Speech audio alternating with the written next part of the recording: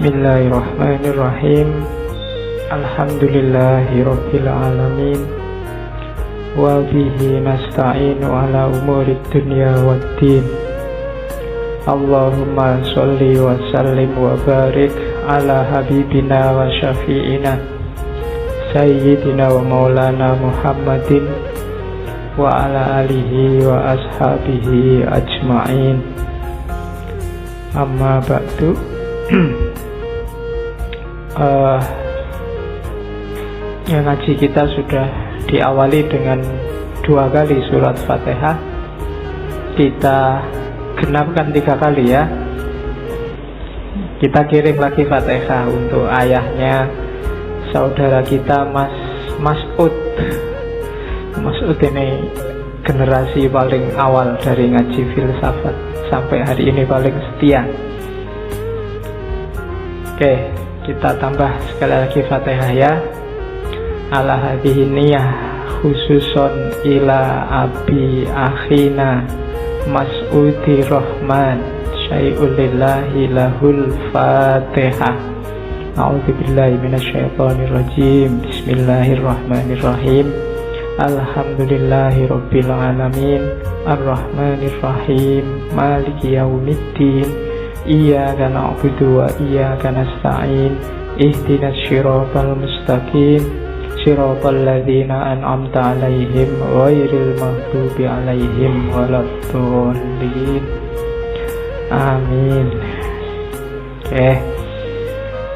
Semoga amal baik beliau diterima oleh Allah, salah dan khilafnya diampuni.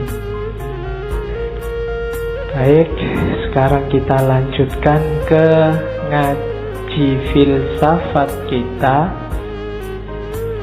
Malam hari ini kita awali sesi pra-Ramadan. Jadi 1 bulan ke depan targetnya ngaji kita menyiapkan mental kita memasuki bulan Ramadan. Temanya adalah ibadah. Bahasa Inggrisnya ibadah itu religious service. Saya tidak tahu orang Inggris menyebutnya religious service. Kalau prayer itu kita sholat artinya doa. Tapi kalau ibadah, untuk semua jenis ibadah mereka menyebutnya religious service. Itu kalau bahasa Indonesianya layanan keagamaan. Bukan kok servis mobil atau servis motor. Pokoknya itu isinya semua ibadah.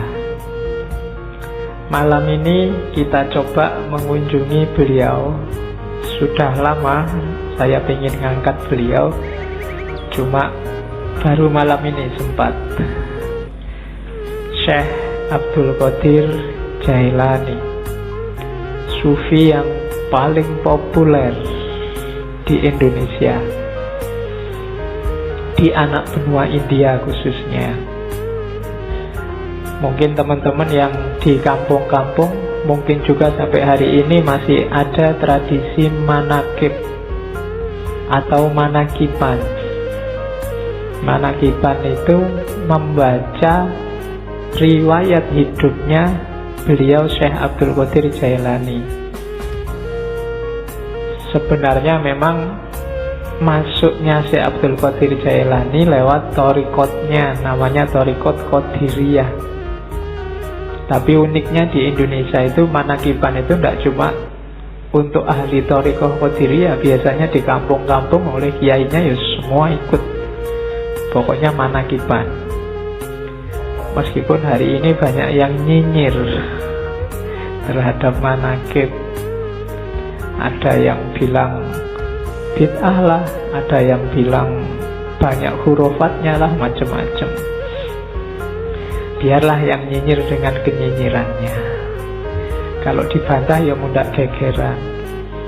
Manakib itu kan dari akar kata mangkobah. Mangkobah itu cerita tentang kebaikan atau kesolehan seseorang.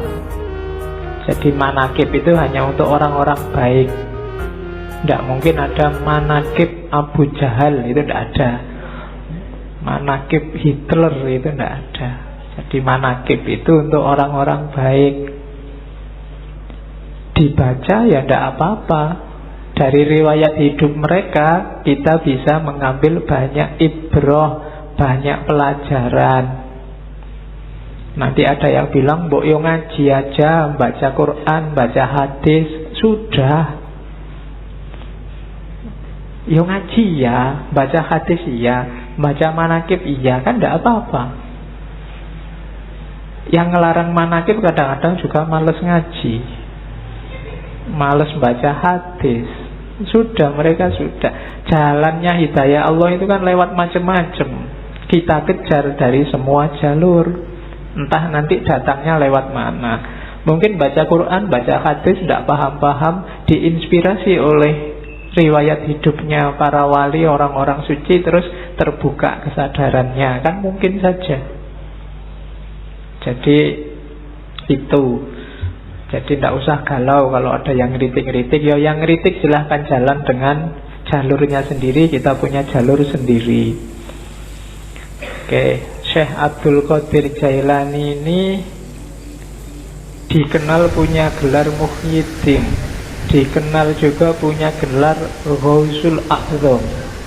Ghausul A'zam itu penolong besar. Kenapa penolong besar? Ya karena ajaran-ajarannya membuat kita sadar terus selamat di akhirat. Akhirat itu kan urusan besar. Kalau pertolongan urusan dunia aja kita sangat terima kasih, apalagi urusan akhirat. Makanya beliau digelari Ghausul A'zam. Dan Ghaus ini kan jenis wali ranking 2 kelihatannya, di bawah kutub. Jadi beliau wali besar. Nanti ada cerita seorang sufi hampir 2 abad sebelum Syekh Abdul Qadir Jailani yang sudah meramalkan bahwa besok ada wali namanya Abdul Qadir yang lebih besar dari hampir semua wali. Wali ini namanya Junaid. Jadi Syekh Junaid ini satu ketika waktu pengajian kayak gini tiba-tiba ekstase terus teriak-teriak. Kakinya ada di pundakku. Kakinya ada di pundakku. Murid-muridnya heran, ini guruku ini piye to ngaji kok tiba-tiba ngomong kakinya di pundakku. Ternyata setelah ditanya, apa toh guru maksudnya? Oh enggak, tadi aku dapat penglihatan bahwa besok akan ada wali besar namanya Abdul Qadir. Dan kakinya ada di atas pundak semua wali. Nah, itu ceritanya Junaid. Dan beliau Syekh Abdul Qadir Jailani ini masih apa ya, kalau di Indonesia disebut Habib mungkin ya, karena ayahnya keturunan Hasan, ibunya keturunan Husain. Jadi 2 jalur.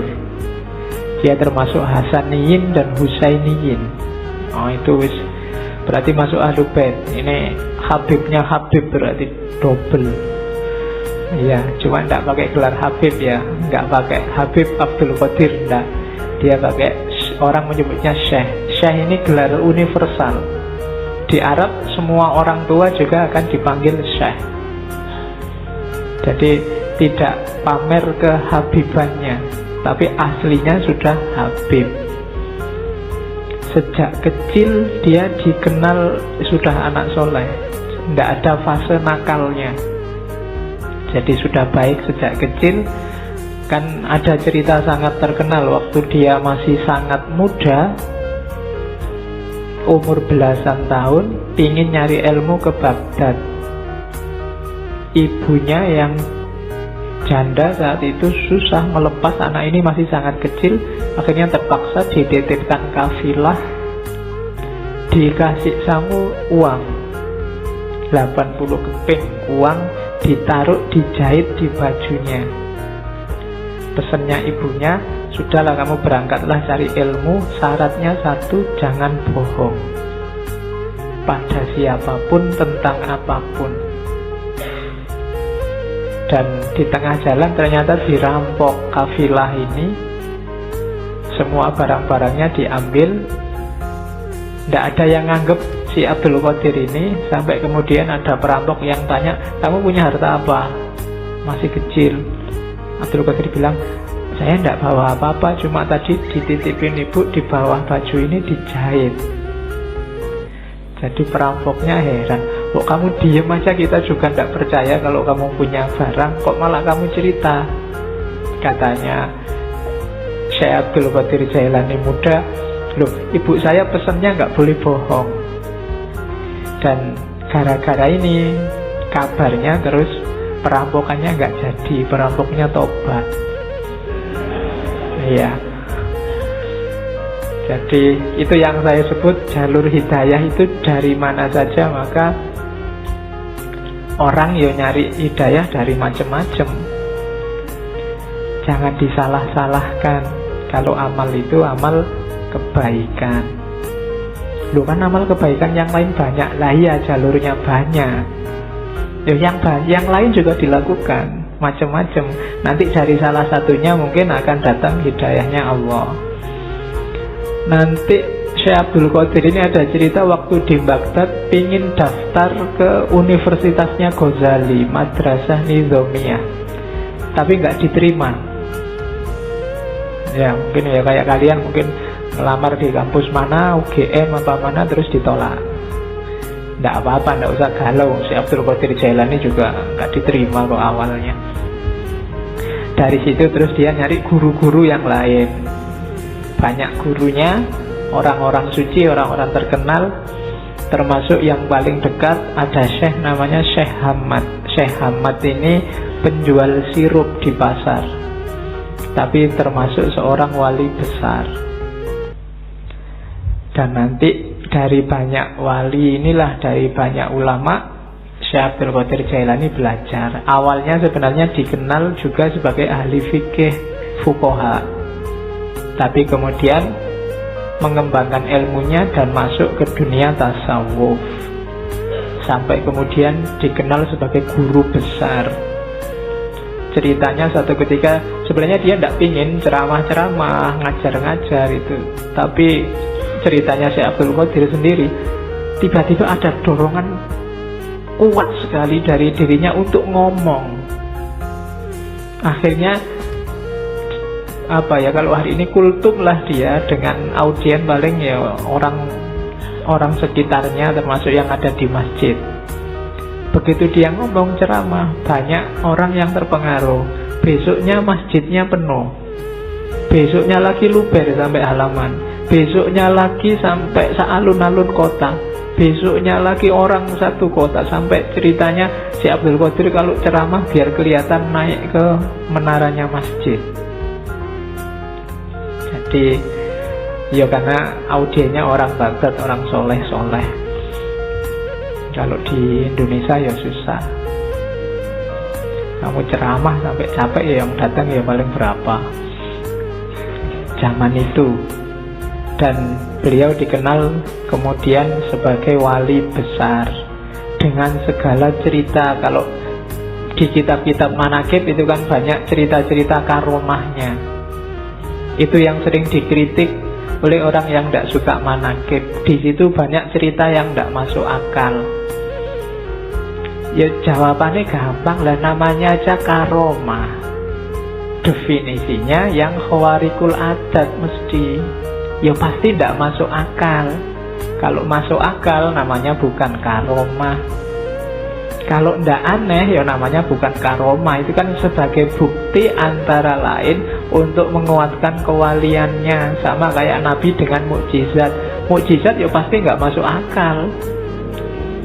Untuk Nabi namanya mukjizat, untuk wali namanya karomah. Jadi kalau ada orang mengkritik, di situ banyak peristiwa yang ndak masuk akal. Lah iya, makanya namanya karomah. Kalau masuk akal namanya peristiwa biasa. Jadi itu tentang manaqib. Kapan-kapan kita ngomong cara menyikapi kisah-kisah luar biasa. Kalau dalam tradisi antropologi namanya mitos. Ya kadang-kadang dipahami secara harafiah kayak karomah tadi, kadang memahaminya harus secara simbolik, kadang memahaminya harus secara eksistensial. Cuma ini kapan-kapan menjelaskannya karena frekuensinya beda. Malam ini frekuensinya frekuensi yang melampaui akal. Jadi kalau bahasanya Hussein Nasr namanya intelijensi. Intelijensi itu lebih dari sekedar akal dan panca indera. Dunia tasawuf itu tidak sekedar sampai akal. Kalau hanya sampai akal, ya lahirnya kayak filsafat barat. Tapi melampaui itu. Melampaui itu bukan nggak pakai akal. Iya pakai akal, tapi tidak sekedar akal. Alatnya tidak cuma akal. Intuisi juga main, insting juga main, naluri juga main, teks juga main, nas juga main. Jadi lebih kompleks. Itu yang terjadi di dunia tasawuf. Kalau dunia fikih fokusnya hanya teks. Kalau dunia filsafat fokusnya kebanyakan akal. Tapi di tasawuf semua dipakai.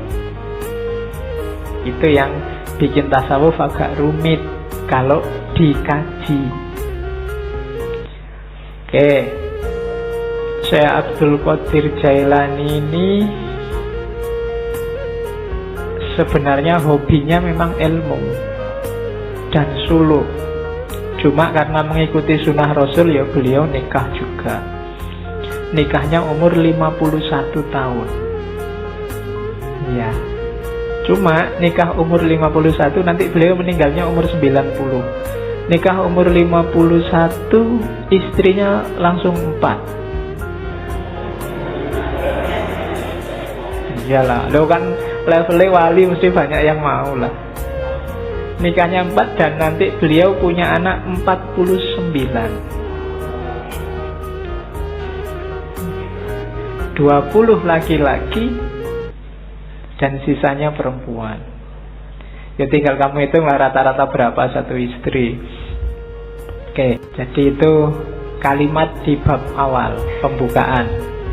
Sebenarnya sebelum itu ada beberapa uraian tentang cahaya, bahwa segalanya memang awalnya adalah cahaya. Nanti ada penjelasan tentang Nur Muhammad, kedudukan ilmu dan lain sebagainya. Cuma saya loncati biar tidak terlalu panjang dan kelihatannya di beberapa bagian perlu penjelasan khusus. Kalau sambil lalu agak susah, maka saya potong di level jamaah ngaji kita. Kan levelnya masih pemula semua. Jadi kita ambil yang bagian-bagian awal dulu untuk pemula. Itu kalimat awal. Fal ilmul munazzalu alaina ilmani. Ilmu yang diturunkan oleh Allah pada kita itu ada dua jenis ilmu, dua jenis pengetahuan, zahirun wa batinun. Ada ilmu lahir, ada ilmu batin, yakni asyariah wal ma'rifah. Yang lahir namanya syariat, yang batin namanya makrifat. Fa'amrun bisyariati ala zohir, fa'amaro bisyariati ala zohirina wabil ma'rifati ala batinina.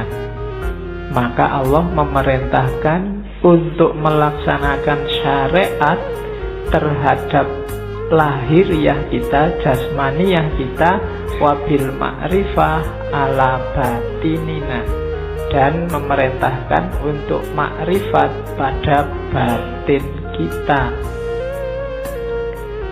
Lian tajah min ijtima'ihima ilmul haqiqah, supaya lahir dari persatuan syariat dan makrifat, yaitu ilmul haqiqah, pengetahuan tentang hakikat. Jadi ilmu itu dua, syariat dan makrifat, ilmu lahir dan ilmu batin. Yang syariah diperintahkan untuk lahir, yang ma'rifat diperintahkan untuk batin. Dua-duanya harus jalan. Jadi kalau ada orang bilang tasawuf itu anti syariat, berarti belum banyak membaca buku-buku tasawuf. Hampir semua sufi bilang makom itu, level dan suluk itu dimulai dari syariat. Cuma jangan berhenti di syariat. Syariat cuma lahirnya, butuh batinnya. Beliau menyebutnya makrifat. Jadi nanti kita lihat contohnya banyak nanti, bagaimana lahir sama batin. Hidup kita kan juga begitu. Lahirnya ini ngaji, cuma kalau batinnya nggak beres, ngajimu nggak ada nilainya. Ngaji cuma pingin nonton santri yang putri-putri misalnya, nah, itu kan nggak dapat apa-apa. Mumpung kelihatannya sekarang banyak putrinya berangkat, beda kan, hasilnya beda. Kalau batinnya nggak beres, lahirnya juga nggak bernilai. Tiap hari apel nganter, tapi di dalamnya nggak ada rasa apa-apa. Itu kan nggak ada nilainya nganternya sama apelnya. Wong nggak ada senengnya itu. Awalnya kan batin dulu, baru ada manifestasi lahirnya. Apapun itu, kuliah, apalagi kerja, apalagi bahkan makan, ini kan aspek-aspek lahiriah. Batinnya harus beres. Kuliahmu itu cari ilmu apa cari ijazah apa cari gelar? Makan itu biar kenyang apa biar hidup apa biar besar apa biar... Itu kan batinnya. Segalanya pasti ada lahirnya, ada batinnya. Dua-duanya harus beres. Batin juga enggak ada apa-apanya.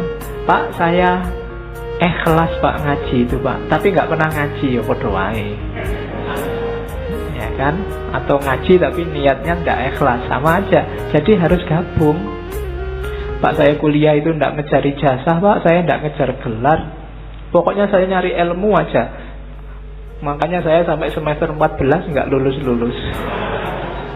Wong memang nggak pernah masuk, nggak pernah datang ke kampus. Jadi podo wae, lahirnya nggak beres. Dua-duanya harus beres. Kalau dua-duanya harus beres, akan ketemu namanya ilmul hakikoh, kebenaran yang sejati, hakiki. Oh, ini toh hakikatnya, itu loh. Kita melakukan banyak sekali religious service, cuma kita nggak pernah ada O-nya. Oh, sholat itu berarti rahasianya ini toh. Oh, puasa itu berarti ini yang dimaksud oleh Allah. Oh, zakat itu. Ini kalimat O ini menunjukkan kamu sudah menemukan hakikat. Jadi, oh, intinya ini ternyata yang tiap hari saya lakukan itu. Itu bisa ketemu kalau gabung antara lahir dan batin, syariat dan hakikat. Itu kan di surat Ar-Rahman disebut terusannya marojal bahroini yaltaqiyan bainahuma barzakhul la yabghiyan. Jadi dua laut yang dibiarkan oleh Allah mengalir kemudian bertemu. Dua laut itu tafsirannya Syekh Abdul Qadir Jailani ya, syariat dan makrifat. Ketika yaltaqiyan melahirkan hakikat. Bainahuma barzakhun, tapi la yabghiyan. Di antara keduanya ada batasnya, ada bedanya, tapi la yabghiyan, tidak saling menafikan, tidak saling menghoibkan. Dua-duanya penting, saling butuh. Wa illa famujarradu ilmi dzahir la tahsulul haqiqah. Kalau tidak ada makrifat, tidak ada batin, maka ilmu lahir saja tidak akan bisa menemukan hakikat. wala yasilu ilal maksud, dan tidak akan ketemu maksudnya. Wal ibadatu, dan ibadah itu, wal ibadatu al kamilatu, yang sempurna, bihima, berdasarkan keduanya, la biwahidihima, tidak karena salah satunya. Jadi harus ada dua-duanya. Wa ma khalaqtul jinna wal insa liya'budun, dan tidak aku ciptakan jin dan manusia kecuali untuk menyembahku. Tafsirnya Syekh Abdul Qadir Jailani, liya'buduna itu ai sekaligus liya'rifuni, supaya kenal aku, supaya makrifat. Jadi ya'bud itu ibadah zahir, di situ terkandung liya'rifuni, supaya kenal Allah, supaya makrifat. Kenapa? Ya, faman lam ya'rifhu kaifa ya'budhu. Barang siapa ya, karena siapa yang tidak mengenalnya, bagaimana dia bisa menyembahnya? Kita bisa ibadah. Ibadah itu kan melayani Allah, mengabdi pada Allah. Nah, kalau kita tidak kenal Allah, tidak ada aspek makrifatnya, tidak ada aspek batinnya, gimana kita bisa melayani Allah, memenuhi permintaannya Allah? Jadi dua-duanya harus saling ada, saling mendukung, saling membantu untuk mewujudkan hakikoh, pemahaman akan kebenaran yang sejati. Itu dasarnya. Makanya malam ini saya kasih judul ibadah lahir dan ibadah batin. Ini loh rankingnya, katanya Syekh Abdul Qadir Jailani. Tadi kan ilmu itu dua jenis. Kalau di ranking, ilmu itu dari lahir masuk ke batin. Batin itu tadi kan ke dalam sama sekali. Jadi ilmu paling kelihatan itu ilmu lahir. Isinya perintah, larangan, hukum, halal, haram, sunnah, mubah, dan lain sebagainya. Itu ilmu lahir. Boleh ngerokok apa ndak boleh, boleh apa lagi. Itu kan hukum semua. Facebook itu haram apa halal, WA itu haram apa halal, kan gitu. Itu ilmu lahir. Kalau lahir saja tanpa batin, ya nanti kayak ayat tadi, ndak nyampe maksudnya. Hanya berlandaskan pada nas dan yang kelihatan saja. Itu yang bikin sering-sering ada fatwa aneh-aneh, karena yang dilihat lahir saja. Saya lupa dulu, di Mesir ada fatwa untuk menghindari zina, zina mata, zina macam-macam. Misalnya nanti kita sekantor sama perempuan yang bukan muhrimnya, maka disarankan yang laki-laki ini boleh nyusu dulu sama perempuan ini. Kalau sudah nyusu kan jadi anak susuan, halal. Bukan lagi. Loh, ada kan yang gitu loh. Dulu saya lupa Mesir apa mana itu, mufti yang fatwanya aneh. Jadi biar kalau kita berdua sama perempuan bukan muhrim satu ruangan kan nggak boleh. Biar halal, nyusulah dulu. Kalau sudah nyusu, jadi anak susuannya. Halal sekarang. Oh. Enak ya kalau gitu. Oke. Tapi nggak usah minta nyusu ya di masjid. Oke. Lo kalau mempertimbangkan lahir cuma itu, bisa memainkan dalil. Untuk tidak begitu, ya masuklah ke level yang lebih dalam, ilmu batin. Ilmu batin level paling bawah, level paling dangkal itu batinnya syariat, namanya thariqah. Di dalam thariqah ada yang lebih dalam, namanya makrifat. Di dalam makrifat ada yang lebih dalam, yaitu hakikat. Itu yang katanya Syekh Abdul Qadir Jailani, batinul bawatin. Batinnya batin. Jadi lapisan paling luar syariat, lapisan di dalamnya thariqah, Di dalam thariqah ada ma'rifat, di dalam ma'rifat ada hakikat. Jadi syariat itu perintah lahiriahnya. Perintah lahiriah ini pasti ada maksud dan tujuannya. Kesanalah kita menuju maksud dan tujuannya. Itulah namanya thariqat. Kalau kita menuju ke sana, kita akan menemukan pemahaman, oh rahasianya ini toh. Itulah ma'rifat.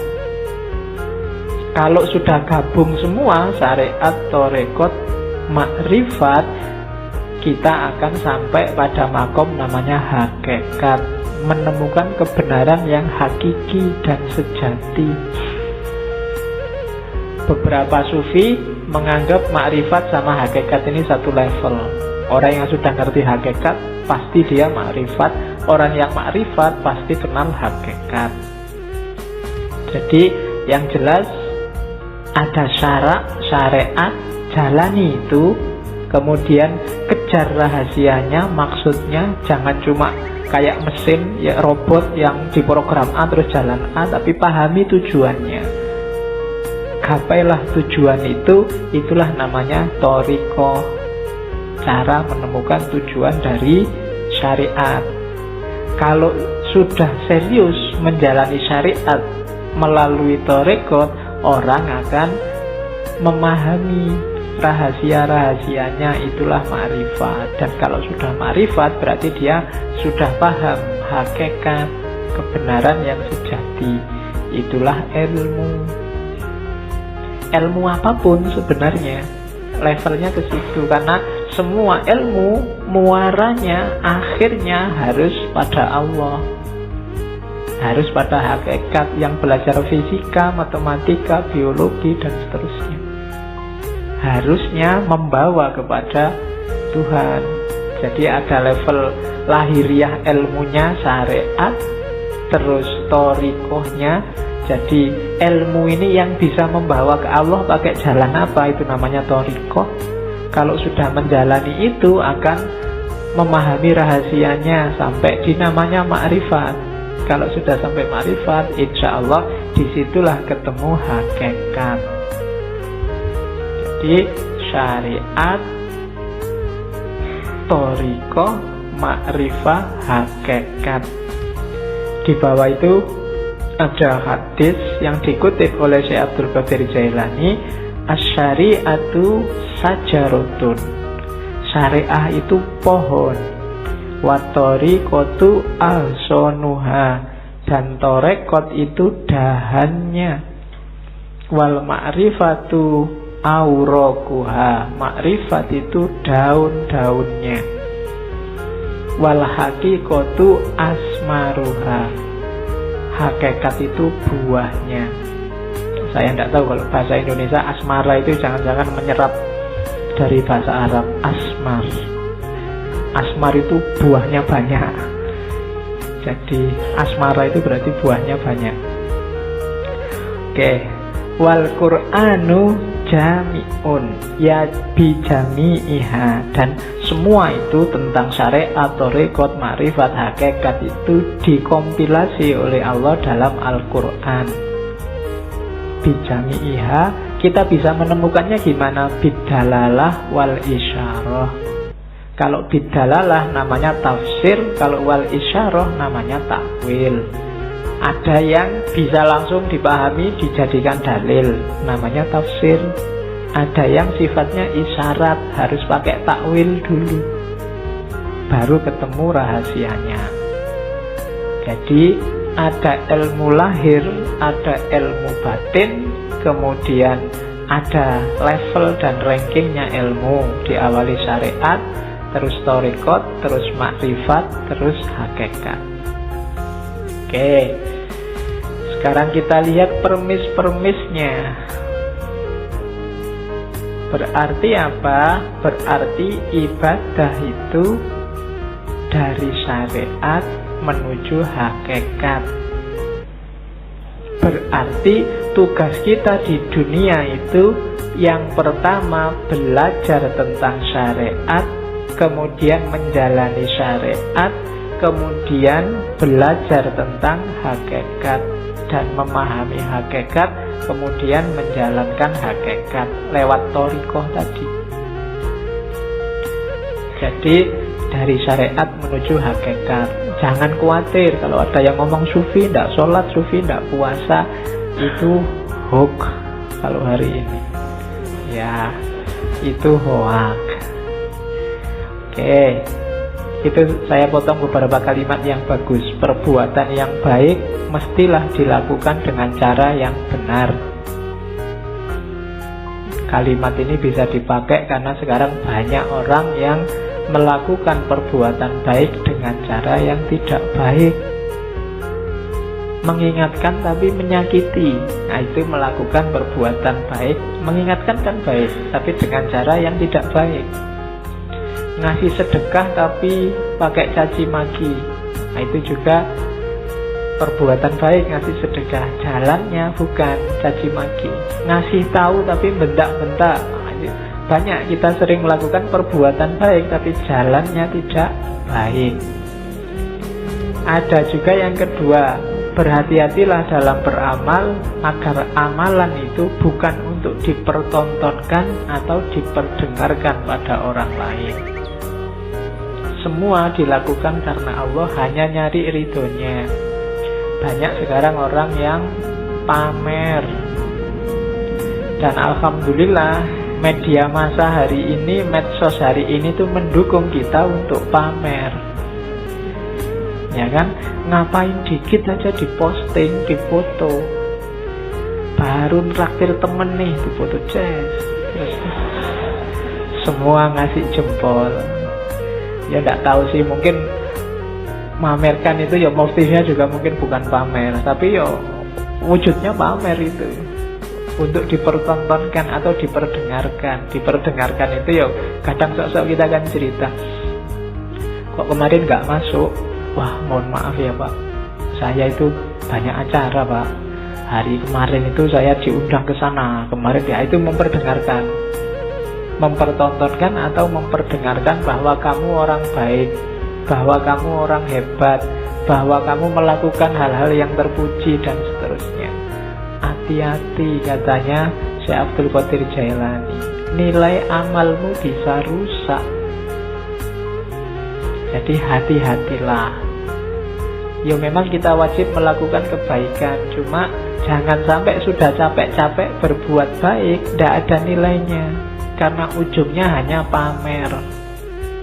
Ujungnya hanya ingin dilihat atau didengarkan orang lain. Yuk, hati-hati, tidak akan ketemu hakikat. Syariatnya bener nolong orang, tapi ya karena dipamer-pamerkan, mungkin hasilnya ya cuma dipuji orang. Hakikat amalnya hilang. Jadi berbuat baik itu dari syariat menuju hakikat, kemudian pakai thariqat yang baik, dan motifnya harus ikhlas. Ikhlas itu hendak mempertimbangkan efeknya. Apakah dipuji orang, apakah dicaci orang. Kalau memang baik, dijalani aja. Nah, itu rumusnya yang pertama untuk ibadah. Rumus kedua,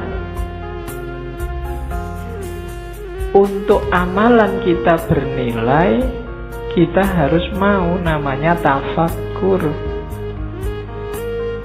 Kenapa yo? Kita itu manusia, sok-sok keliru, sok-sok salah, kadang-kadang tidak pas. Biar pas apa? Ya sering-sering kita renungi perbuatan kita sendiri. Tadi aku ngaji ngapain ya? Niatnya apa, yang dilakukan apa? Di kampus tadi ngapain aja ya seharian? Padahal aku punya tugas apa? Atau cuma ngobrol aja di kampus berjam-jam. Kemudian itu namanya tafakkur. Kalau malam sempatkan untuk tafakkur, kata Syekh Abdul Qadir Jailani. Orang yang tidak pernah tafakkur itu tidak akan naik level. Kamu diceramai tiap hari, itu tidak ada gunanya kalau isinya ceramah tidak nyambung sama hidupmu sehari-hari. Untuk bisa nyambung apa? Tafakkur. Tafakkur itu kayak sistem itu mencocokkan kompatibilitasnya biar nyambung. untuk hidupmu. Misalnya tadi nasihatnya Syekh Abdul Qadir Jailani, jangan amal untuk pamer. Nah, itu kan kamu nyocokkan sama hidupmu. Kira-kira selama ini aku pernah pamer enggak ya? Pamer di mana ya? Motifnya memang pamer atau sebenarnya itu bukan pamer? Itu cuma tahadus bin nikmah. Wah, misalnya kamu kan sering begitu, menceritakan kenikmatan, atau itu cuma alibi aja, janjinya ya pamer. Atau loh, itu namanya tafakkur. Kamu mikir dirimu sendiri, peduli amat orang komentar apa, tapi sebenarnya itu. Nah, itu tafakkur namanya. Dan orang berilmu yang suka tafakkur ini kan nilainya di banyak hadis disebut lebih tinggi daripada ibadah. Di situ kalau di Syekh Abdul Qadir Jailani ada 3 jenis tafakkur. Yang pertama apa? Merenungi sesuatu dan mencari sebabnya, mencari bagian-bagiannya sampai kemudian ketemu Allah. Aku bisa begini itu karena siapa ya? Ada peristiwa itu ditelusuri asal usulnya. Ya sih, semuanya memang skenarionya Allah. Tafakkur yang semacam ini kayak ibadah 1 tahun, katanya Syekh Abdul Qadir Jailani. Berarti kan produktif kan, ilmunya produktif, tasawufnya produktif. Ya. Dan hampir semua putra-putrinya jadi orang-orang besar di dunia tasawuf. Beberapa kemarin keturunan ke-19 atau 17 itu diundang ke Indonesia. Yang saya ingat belakangan di waktu harlahnya Muslimat, itu keturunan Syekh Abdul Qadir Jailani keberapa. Terus beberapa tahun sebelumnya juga ada. Banyak yang memang jadi orang besar. Makanya kiai-kiai kalau di Jawa itu banyak yang istrinya lebih dari 1. Logikanya apa? Orang-orang ini kan dianggap orang-orang berkualitas. Nah, orang-orang berkualitas ini diharapkan melahirkan generasi yang berkualitas juga. Maka jangan sampai anaknya cuma sedikit, eman-eman. Bahasanya orang Jawa kan, yang bisa melahirkan macan kan hanya macan. Nah, orang-orang ini logikanya kayak macan. Jadi biar lahir banyak macan, anaknya harus banyak. Cuma untuk anaknya banyak kan ya, istri 1 mungkin agak berat, istrinya harus banyak juga. Nah, pakai alasan ini ya. Oke. Jadi kalau ada yang mau nikah lagi, saya ini tergolong macan loh. Iya, macan ompong. Oke. Jadi itu Syekh Abdul Qadir Jailani. Kitab-kitabnya yang paling terkenal 3, belum termasuk Sirrul Asror. Yang pertama Hunyah.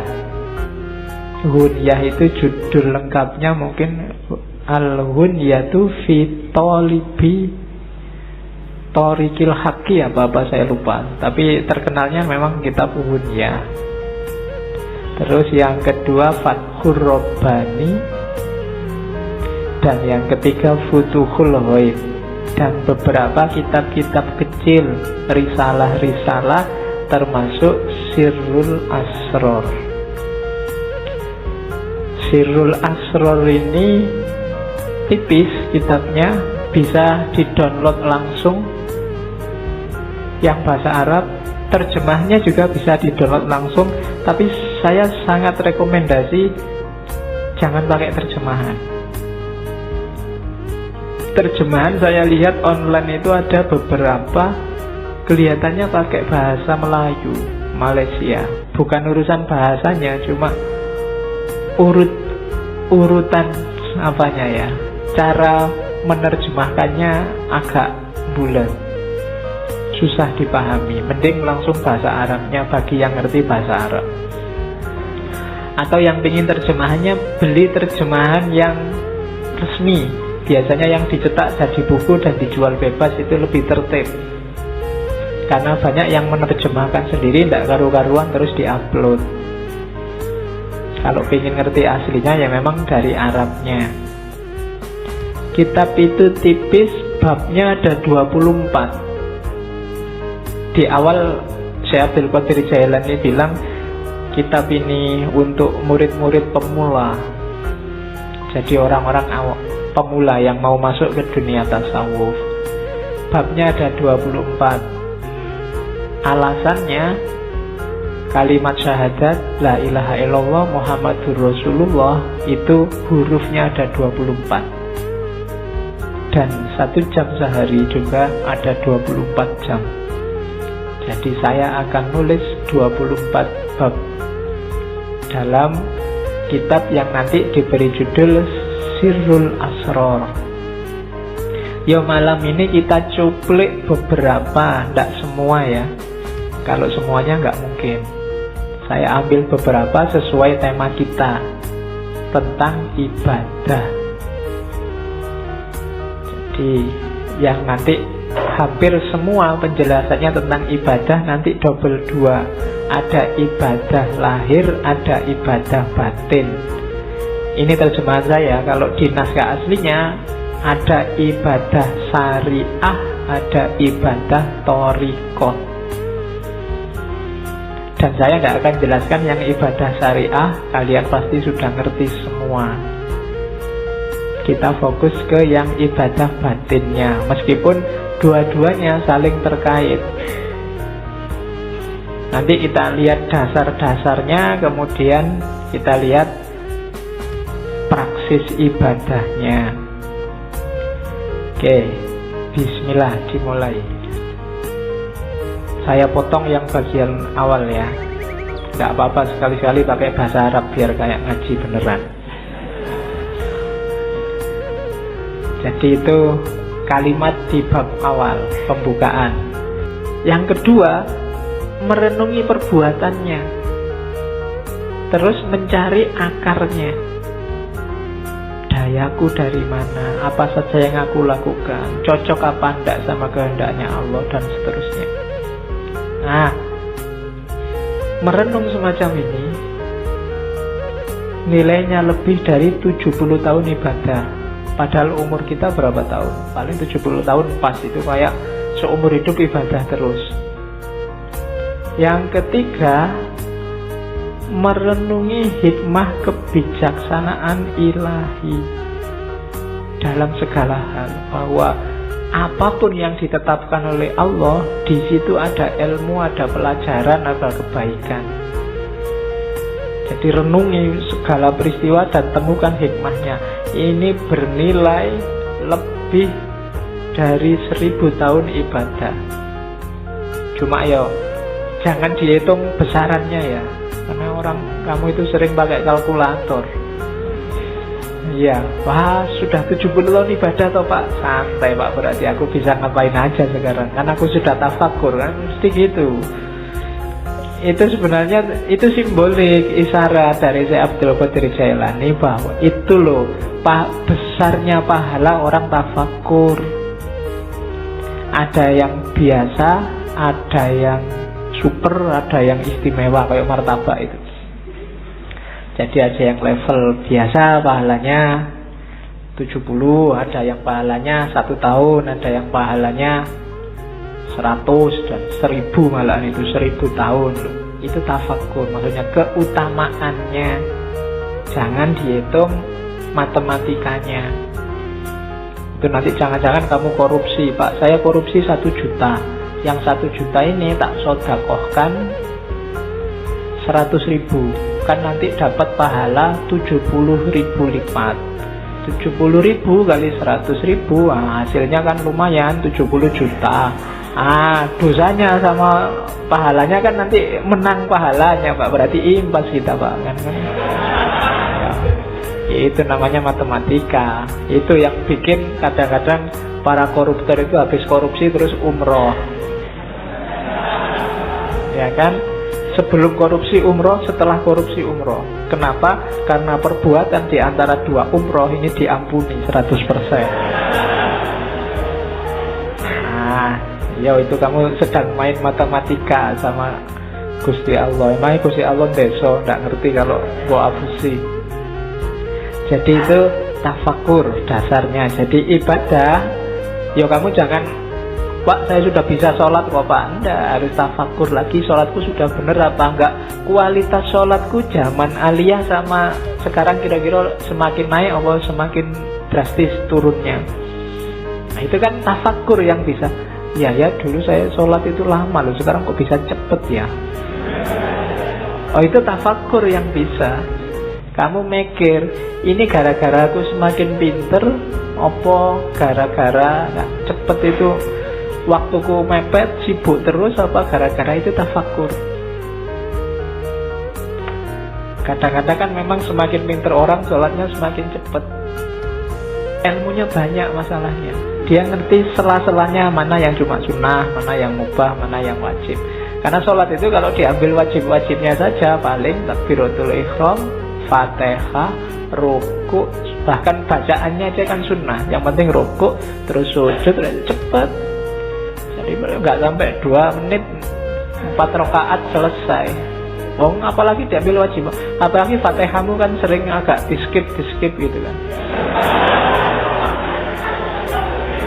Tambah cepet ini. Ya kayak kamu nyetel video itu, di fast forward ada yang level 2, level 3 tambah cepet. Untuk memperbaiki yang gini-gini ini kita butuh tafakur. Orang yang tidak mau menafakuri dirinya, kualitas hidupnya tidak akan naik. Yo gitu-gitu aja terus. Maka tafakur penting. Jadi rumus kedua sebelum ibadah kita harus menetapi tafakur. Yang ketiga, fokusnya ibadah apa? Cinta ilahiyah.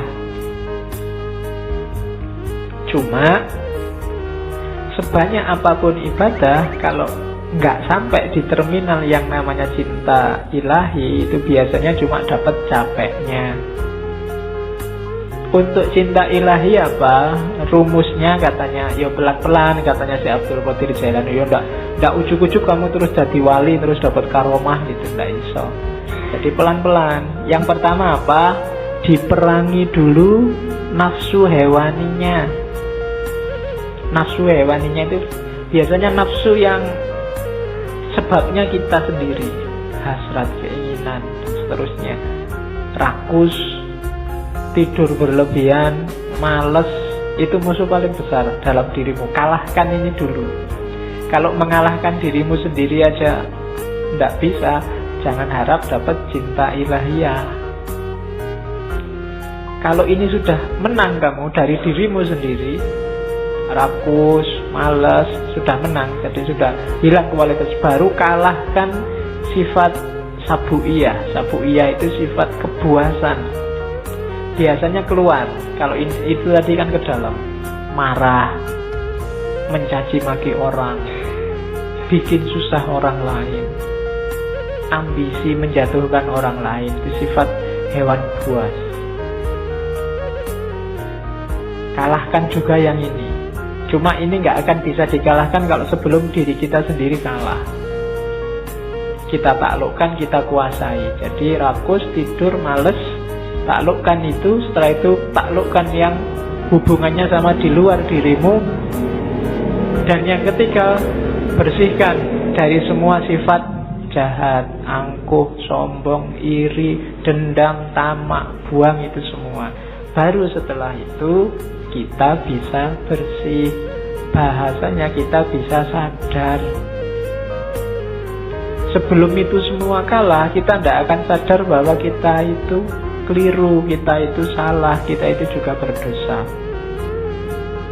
Cuma sadar saja masih belum cukup. Kita harus naik kelas, kan gitu.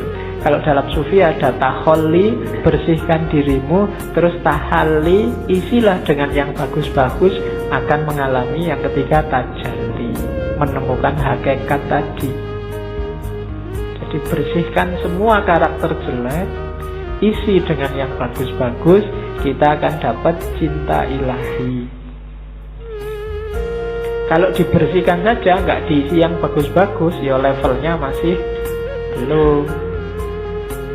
Jadi masih hanya bersih dari dosa. Oke, jadi Jadi setelah itu, setelah bersih, baru naik tangga menuju hakikat tadi. Dari situ akan dapat namanya cinta ilahiyah. Cinta ilahiyah itu kita jatuh cinta pada Allah, dan Allah juga jatuh cinta pada kita, saling mencintai. Hari ini masih belum, hanya Allah saja yang jatuh cinta pada kita. Kita belum mencintai Allah. Berpuluh-puluh tahun kita jual mahal sama Allah, padahal apa-apa yang ngasih Allah. Itu kan kayak kamu pacaran, sudah ditraktir tiap hari, diantar jemput tiap hari, masih aja jual mahal. Itu kurangnya apa Allah sama kita. Kita belum, masih cinta sama dia belum. Padahal kita tiap hari minta, berdoa itu kan minta sama Allah, tapi disuruh membersihkan diri nggak mau. Alamatnya kita memang belum jatuh cinta sama Allah. Jadi kasihan Allah, bertepuk sebelah tangan cintanya, karena kamu cuekin dia. Untung Allah itu cintanya sejati sama kita. Jadi ndak mutung, ndak patah hati terus kamu ditinggal. Ndak. Kamu ditunggu sampai kamu jatuh cinta padanya. Ya, cuma kamunya jual mahal. Saya ndak tahu kapan kamu sadar bahwa terlalu mahal kamu menjualnya sama Allah. Turunkan dikitlah harganya. Oke, ya kan? Apel sehari 5 kali, itu pun waktu apel kamu cuek. Bayangkan loh, kalau kamu punya pacar, terus pacarmu apel tapi pacarmu cuek. Diajak ngomong tapi pikirannya kemana, lihat kemana-mana, tidak fokus sama yang diajak ngomong, itu kan tidak enak. Dan tiap hari Allah kamu gituin. Waktu kamu sholat, pikiranmu kemana-mana, tidak merasa sedang berhadapan dengan dia. Itu kalau manusia biasa sudah nangis-nangis itu, sudah minta putuskan saja aku sedikit. Cuma Allah tidak, karena Allah sangat sayang pada kita, Rahman dan Rahim. Maka ini tipsnya dari Syekh Abdul Qadir Jailani. Terus setelah itu rumusnya apa? Untuk ibadah, wujudkan tasawuf, untuk menggarap batinnya. Ini juga ada di Sirul Asror. Tasawuf itu apa? Tasawuf itu kan dari 4 huruf, ta, sod, wawu, sama fa. Taknya itu taubat, perbaikan diri di level apapun, awalnya harus taubat. Taubat itu menyesali kesalahan yang lama, kemudian membangun diri dengan perbuatan-perbuatan yang baik. Itu taubat, harus taubat dulu. Kalau merasa benar terus, orang yang selalu merasa benar itu biasanya berat kalau disuruh taubat. Dia merasa sudah full, wis apik, wis bener, tidak mungkin salah aku. Berarti wong sudah merasa paling benar, ya tidak mungkin taubat sudah. Maka katanya Syekh Abdul Qadir Jailani, levelnya pertama, mau melakukan apapun yang baik, syaratnya harus taubat, bersihkan diri dulu. Karena ibaratnya kayak air, kalau campur sama kotor, hasilnya mesti kotor. Entah airnya dulu apa kotorannya dulu. Seperti apapun situasinya, maka harus bersih. Air kotor diisi apapun, ya statusnya tetap kotor. Dia harus dibersihkan dulu. Maka taubat yang pertama-tama. Setelah itu sofa. Sofa itu kesucian, ketentraman, kebahagiaan. Syaratnya untuk sofa, syaratnya untuk suci adalah, untuk tenang adalah, untuk tentram adalah bebas dari keterikatan dunia. Yang bikin kamu hari ini cemas, sumpek, galau, tidak konsentrasi, tidak bisa jatuh cinta sama Allah, hidupmu tidak jelas ke utara ke selatan, pasti urusan dunia. Begitu dunia kamu letakkan di ranking bawah, hidupmu mungkin lebih santai, lebih tentram, lebih tenang. Cuma Kenapa kok kamu gampang galau, gampang cemas hari ini? Kemungkinan besar dunia levelnya atas dalam hidupmu. Jadi yang kedua, sofa. Yang ketiga, kalau sudah taubat dan suci, sudah gak terikat lagi oleh dunia, masuklah ke huruf wawu, walayah, kewalian. Walayah itu berarti orang yang 100% hidupnya berhubungan dengan Allah, mencintai dan dicintai Allah. Di antara cirinya, kayak istilah dalam Al-Quran itu, la khaufun alaihim walahum yahzanun. Tidak ada rasa takut, tidak ada rasa sedih. Siapapun yang ngaku wali kok masih sering takut, takut miskin, takut kalah, takut jatuh, takut macam-macam, berarti dia bukan wali. Wali itu tidak takut apapun. Wong cuma dunia aja kok. Kalah tidak masalah, menang juga tidak kaget.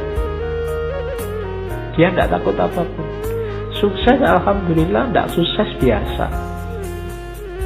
Nah itu berarti stabil. Itu wali, walaya. Apalagi sedih, tidak ada yang bikin dia sedih. Segalanya sudah skenario dari Allah. Itu berarti orang semacam ini sudah memasuki walaya. Kalau sudah tobat, sofa, walaya, terakhir dia masuk ke fana. Fana itu, kalau tadi kan dunia nggak dianggap penting, ketika masuk fana bahkan dirinya sendiri juga nggak penting. Yang penting hanya Allah. Kalau ngomong itu representasi dari keinginan Allah. Kalau melakukan sesuatu itu bukan keinginannya, bukan keinginanku, tapi keinginan Allah. Meninggalkan sesuatu bukan mauku, tapi maunya Allah. Itu berarti orang sudah fana. Egonya sudah dibakar habis. Hanya Allah yang jadi fokusnya. Jadi siapapun yang cita-citanya jadi sufi, paling tidak ikuti huruf-huruf tasawuf. Tak, sod, wawu, dan fa. Taubat, sofa, suci, kemudian walayah, wilayah, masuklah dalam perlindungan Allah, wilayah, dan fana. Nah itu ibadah harus membawa ke sini.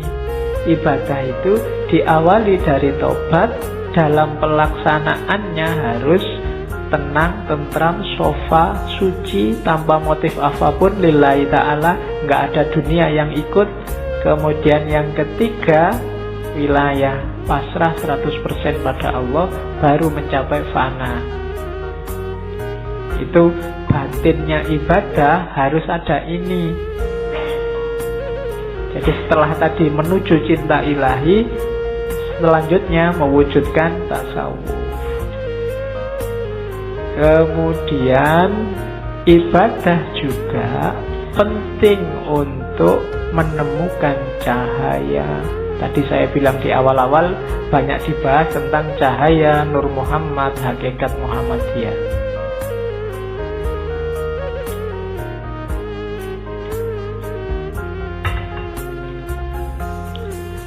Yang ingin mengerti Nur Muhammad, hakikat Muhammadiyah, didengarkan ulang aja rekaman waktu Ibnu Arabi. Di semua sesinya, di ngaji sebelumnya banyak sudah ngomong itu. Cuma malam ini sengaja nggak saya ulang karena Syekh Abdul Qadir Jailani insya Allah beberapa kali masih akan kita kaji, entah di sesi tema apa. Malam ini kita fokus ke ibadah. Jadi ibadah juga satu jalan untuk menemukan cahaya nur. Ya cahaya primordial, cahaya sejati kan yang Nur Muhammad sama hakikat Muhammadiyah. Ya meskipun NU nggak usah nyari hakikat Nahdlatul Ulama. Urusannya beda.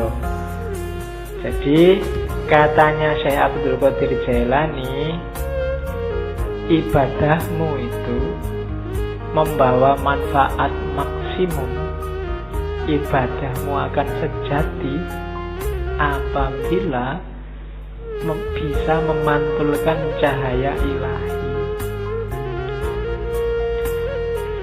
Untuk bisa ke sana, hatinya, jiwanya harus bersih. Sholatmu itu akan banyak manfaatnya kalau hatimu jernih, memantulkan mau dan maksudnya sholat yang sejati. Kenapa selama ini ibadah kita rasanya kok formalitas, tidak ngefek sama sekali dengan kehidupan kita? Karena kita ada dalam kegelapan. Orang yang gelap itu kan tidak kelihatan apa-apa.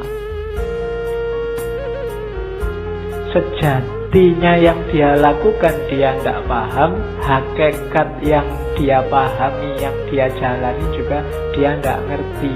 Kenapa begitu? Karena hatinya gelap. Akalnya mungkin masih jalan, masih cerdas, bisa ngeritik sana, ngeritik sini, bisa ngomongnya kelas tinggi, tapi hidupnya sehari-hari tidak mencerminkan yang diomongkan,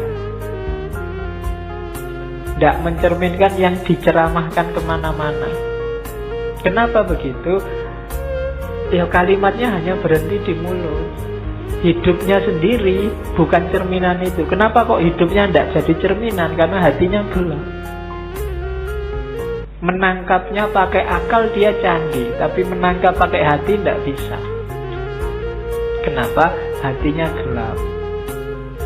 Nah, maka di antara syaratnya ibadah biar maksimum manfaatnya, singkaplah kegelapan hati.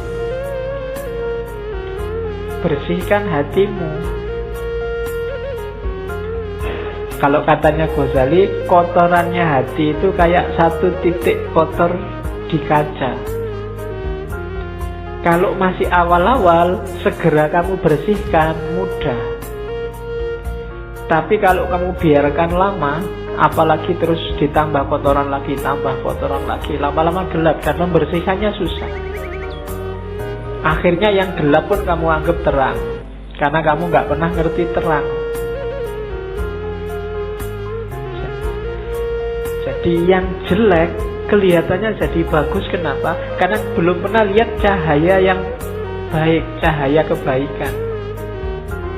Sehingga yang jelek inilah dianggap inilah yang bagus. Kenapa begitu? Karena batinnya sudah gelap. Ya semakin mengerakkan, membersihkannya tambah susah. Apalagi sama orang pinter. Orang pinter itu barang salah dia bisa muter-muter jadi benar. Sudah jelas-jelas ada buktinya, kadang-kadang ada CCTV-nya, masih bisa bikin alasan biar benar. Itu jagonya akal.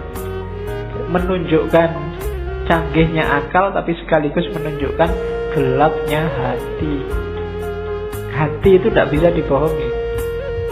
Hati itu kalau salah dia akan bilang salah, kecuali dia sedang gelap. Kalau dia sedang gelap, ya dia tidak bisa melihat mana yang sejati. Nah, hati yang gelap itu terhijab oleh amal-amal buruk. Membersihkannya gimana? Ya agak susah memang, tapi katanya Syekh Abdul Qadir Jailani, ayo diupayakan. Yang pertama apa? Cari pengetahuan. Ilmunya harus banyak dulu. Ilmu apa? Ya yang berhubungan dengan pembersihan batin tadi. Cari ilmunya dulu, jangan ngawur. Nanti membersihkan hati pakai paranormal, membersihkan hati pakai apa? Ndak. Pengetahuan dulu, cari ilmunya dulu. Kalau sudah dapat ilmu, diamalkan ilmunya dengan usaha, dengan keberanian. Tidak ada gunanya ilmunya numpuk, ngaji sampai sesi 140 sekian, tapi tidak ada satupun yang diamalkan. Hidupmu tidak naik-naik kualitasnya. Ada pengetahuan, amalkan. Setelah itu, gunakan ilmumu untuk menaklukkan egomu. Tadi, menaklukkan dirimu. Dirimu harus ada di bawah kendali hati yang jernih, yang bercahaya. Akalmu jadikan pendukungnya. Akal ini bisa dibawa ke utara, bisa dibawa ke selatan. Akal ini pasukan yang paling kuat. Kalau kamu pakai mendukung kebaikan, ya dia kuat. Kamu pakai mendukung kejahatan, dia kuat juga. Anggota DPR itu orang pinter-pinter semua.